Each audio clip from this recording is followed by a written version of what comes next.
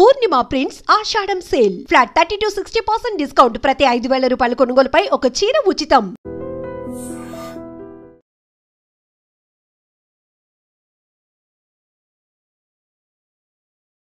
Welcome to Idiom channel. This is Pavan. ప్రస్తుతం మనమైతే Jeedimetla police station దగ్గర ఉన్నాము. శివాస్ మదర్ జీడిమెట్లలో వాళ్ళ కన్న తల్లిని కన్న కూతురే చంపింది కదా, ఆ చంపిన వాళ్ళ వ్యక్తి వాళ్ళ మదర్ అయితే ఇష్టం వచ్చినట్టు కామెంట్ చేయడం జరిగింది. చంపడం బాగైంది, సావదెంగడం అని చెప్పేసి ఇట్లా అసభ్యకరమైన మాటలు మాట్లాడింది. దాని పరంగా ఇక్కడున్న కొంతమంది వ్యక్తులు వాళ్ళ తోటి కళాకారులు అయితే వచ్చి కంప్లైంట్ ఇవ్వడం జరిగింది జీడిమెట్ల పోలీస్ స్టేషన్ లో. అసలు దాని గురించి మాట్లాడదాం ఏం జరిగిందని చెప్పేసి.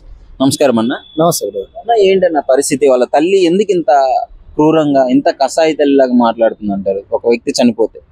అంటే ఆమె కడుపులో అంజలి పైన ఇంతకు ముందే తాని పోలీస్ స్టేషన్ చుట్టూ తిప్పిందని, వాళ్ళ పాప మిస్ అయినప్పుడు అంజలి వాళ్ళ పైన కేసులు పెట్టి జీడిమెట్ల పోలీస్ స్టేషన్ చుట్టూ, లేకపోతే ఆ చెండూరు నల్గొండ సంబంధించిన పోలీస్ స్టేషన్ చుట్టూ తిప్పిందని ఆమె సంతోషిని అనుకుంటా ఆమె వాదన. అది అంతా కడుపులో పెట్టుకొని చచ్చిన తర్వాత మంచిగా చచ్చింది అనేటువంటి కామెంట్ చేసింది. నేనేమంటున్నానంటే, ఇటువంటి కామెంట్స్ చేసినప్పుడు ప్రజల నుంచి అనేక అనుమానాలు వస్తాయి. ఆమె నోరు అద్దులో పెట్టుకొని మాట్లాడితే బాగుంటది. హస్తం ఉంది, ఆమె చేపించిందేమో అన్న విధంగా కూడా కన్వే అవుతుంది. అదే నేనేమంటున్నా అంటే, సరే చేపించిందా చేపించాలన్నది పోలీస్ వాళ్ళు ఇన్వెస్టిగేషన్ లో మనకు చెప్తారు. మనమే ఆమె చేసిందా చేయలేదని మనం చెప్పలేం కదా, మనమే నిర్ధారించలేం కదా. మాటలు అలాగే ఉన్నాయి కదా. మంచిగా ఏంటంటే నవ్వుకుంటూ ఈ స్టేట్మెంట్ ఇస్తుంది. కన్న కొడుకు తప్పు చేస్తే తల్లి లైన్ లో పెట్టాలి, బాధ్యత పరంగా నడిపింపజేయాలి.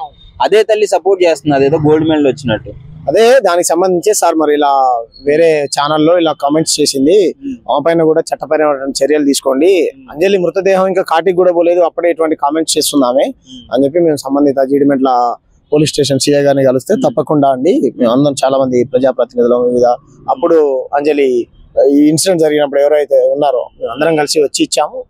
మానసిక పరిస్థితి బాగాలేదు అని చేత మేము 100% బాగున్నా బాగాలేకపోయినా సరే విచారిస్తాము.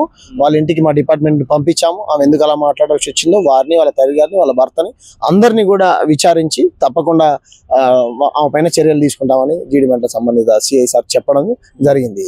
వీళ్ళు ఎక్కడ ఉన్నారన్న ఈ శివాను అలాగే వాళ్ళ పెద్ద కూతురు అంజలి వాళ్ళు? రిమాండ్ కి పంపించా అని చెప్పారు. రిమాండ్ కి పంపించారు. ఛార్జ్ షీట్ వేస్తాము, చట్టం తన పని తను చేసుకొని పోతుంది, మేము ఇంకా ఎంక్వైరీ చేస్తున్నాం అని చెప్పడం. నేను ఏమంటున్నానంటే, ఆమె ఇటువంటి మాటలు మాట్లాడకుండా ఉంటే బాగుంటున్నది నా ఆలోచన. ఆమెకు చట్టాల పైన లేకపోతే కోర్టులు తర్వాత ఏమవుతుంది ఏంటో, ఆల్రెడీ ఇంతకు ముందే అసలు కేసు అయిన తర్వాత ఏమైంది పెద్ద ఇష్యూ అవుతుందని అనుకోలేము. ప్రాణం తీయడానికి ఎవరు ఉసిగొలిపారు ఏందనేది తెలియదు.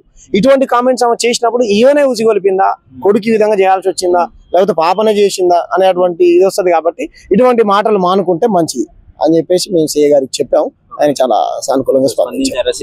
చాలా చక్కగా మాట్లాడారు. మా ముందే కాల్ చేశారు. వాళ్ళు ఫోన్ చేసి వాళ్ళకి సంబంధించి అక్కడ ఉన్నటువంటి పోలీస్ స్టేషన్ కి ఫోన్ చేసి ఇమీడియట్లీ అక్కడికి పంపించి, ఏంటంటే మానసిక పరిస్థితి బాగాలేదు సార్ అని అట్లా మాట్లాడారు. ఇప్పుడు తర్వాత కూడా కొన్ని మీడియా ఛానల్స్ అయితే నాకేం తెలియదు అని మాట్లాడుతుంది కదా. సో అది సార్ అయితే చాలా మేము అదే ఏమంటారు మా డిపార్ట్మెంట్ పంపించాము మా టీం ని, తప్పకుండా చర్యలు తీసుకుంటాం అని చెప్పారు. ఆమె అంజలి మీద మాట్లాడడం చాలా బాధాకరం. ఎందుకంటే కొన్ని ఛానల్ వాళ్ళు కూడా మీరు ఆమెను ఏం చేయలేకపోతున్నాను అడిగిన రూమ్లో మా తోటి కళాకారులు కూడా ఆమె నవ్వుకుంటూ మాట్లాడడము, మాగైంది చంపేయడమే కరెక్ట్ అని మాట్లాడడము ఆమె ఎంతవరకు అది నిజం కాదు. దయచేసి ఆమె కూడా ఒకసారి సెషన్ తీసుకొచ్చి ఇంటర్వ్యూ చేస్తేనే బాగుంటుందని మేము అందరం మా కళాకారులు తలపించడం మేము కోరుకుంటున్నాం. చాలా మంది బయట ఏం చెప్తున్నారంటే, ఇలాంటి కసాయి తల్లికి అలాంటి కొడుకే పుడతారు, అలా పెంచింది అని చెప్పేసి కొంతమంది అంటుంటే, కొంతమంది ఆమె మెంటల్ గా బాగాలేదు అని కూడా చెప్తారు. మెంటల్ గా బాగలేదు అంటే కొడుకు మీద కూడా ఆమె చెప్పాలి. కొడుకు చాలా బాగైంది, మేమే చెప్పినట్టు మా కొడుకు మా ఇంట్లోకి వచ్చి 2 రోజులు మా ఇంట్లో ఉన్నది, మా ఇంట్లో ఉంచుకున్నాము, మేము ఉంచుకున్నాక మంచిగానే జరిగింది, ఆమెకు తెలియదా, మేమే కావాలని మేము ఉంచుకున్నాము, ఖచ్చితంగా బాగానే చంపేసింది అని మాత్రం అది చాలా ఒక తల్లి కొడుకు చెప్పడము. ఇంకా కొంతమంది తల్లి కూడా ఇలా నేర్చుకుంటారు. దయచేసి ఆమె నోరు మూపేయాలి. ఆమెను తీసుకొచ్చి ఖచ్చితంగా మనం స్టేషన్ తీసుకొచ్చి ఆమె ఇంటర్వ్యూ చేయాలని కోరుకుంటున్నాం. నేనేం చెప్తున్నానంటే, ఇప్పుడు ఎవరైతే సంతోషినినో లేకపోతే సంతోషం, అమ్మా నీ నోరు అదుపులో పెట్టుకో. ఒక పక్కన వాళ్ళ కుటుంబం మొత్తం వాళ్ళ తల్లిని కోల్పోయి ఉన్నటువంటి ఒక పాప దిక్కులేని అనాథగా మిగిలిపోయింది. తోడబుట్టినటువంటి కూతురు ఇలా చేసిందని సమాజం మొత్తం దుఃఖంలో శోకసంద్రంలో మునిగిపోయింది. చంపడమే కరెక్ట్ అని నువ్వు మాట్లాడుతున్నావు. నీ కొడుకు జైల్లోకి పోతేనే నీకంత అసలు బాధే లేదు. 2 నెలల తర్వాత మేము పోయి తీసుకొచ్చుకుంటాం అని అంటున్నావే. నువ్వు పోయి తీసుకొచ్చుకుంటావు, మరి ఆ తల్లిని కోల్పోయినటువంటి కుటుంబం ఎంత బాధపడుతుంటది? ఆమెను అభిమానించేటువంటి మాలాంటి వాళ్ళు ఎంత బాధపడతాం మేము? నేను నోరు అదుపులో పెట్టుకుంటే మంచిది, లేదంటే 100కు 200% నీ పైన చట్టపరమైనటువంటి చర్యలు తీసుకోమని చెప్తాం. తీసుకుంటామని చెప్పారు, నువ్వు మళ్ళీ జైల్లోకి పోతావు. ఖబర్దార్ గుర్తుపెట్టుకో, నోరు అదుపులో పెట్టుకొని మాట్లాడు. ఇంకో కొంతమంది చాలా రకాల కమెంట్స్ చేస్తా ఉన్నారు, ఆమె ఇలాగా అని. మీకేం తెలుసు? తల్లి కాయ కష్టం చేసి పిల్లల్ని సాధాలనుకుంటది. ఎన్ని బాధలు పడితే ఆ పిల్లల్ని ఇంతవరకు పెంచి పెద్ద చేసి ఉంటది. వీళ్ళకి ఏం తెలుసు మాట్లాడేటువంటి కొంతమంది విధవాలకు?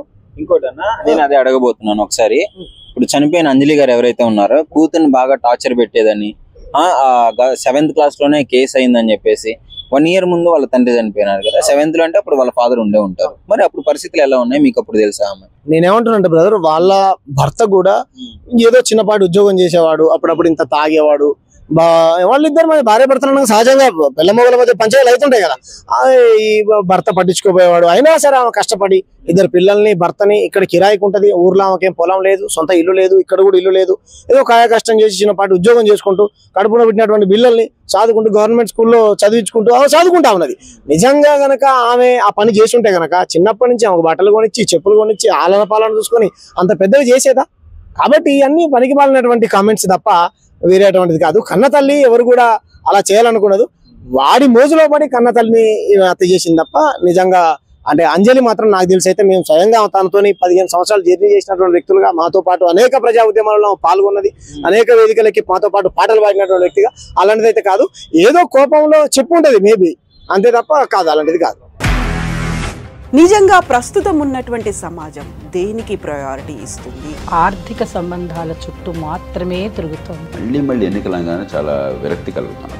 మంచి అనిపిస్తుంది కదా, లేడీస్ కూడా ఛాలెంజింగ్ జాబ్స్ చేసినప్పుడు చాలా బాగుంటది. ట్రాఫిక్ అసిస్టెంట్స్ గా నియమించిన ట్రాన్స్జెండర్స్ అందరితో సాల్యూట్ చేయించుకుంటున్నారు. ఫుడ్ డెలివరీ ఇవ్వటానికి వెళ్ళినటువంటి డెలివరీ బాయ్ అనిల్ పై కళ్ళ ముందు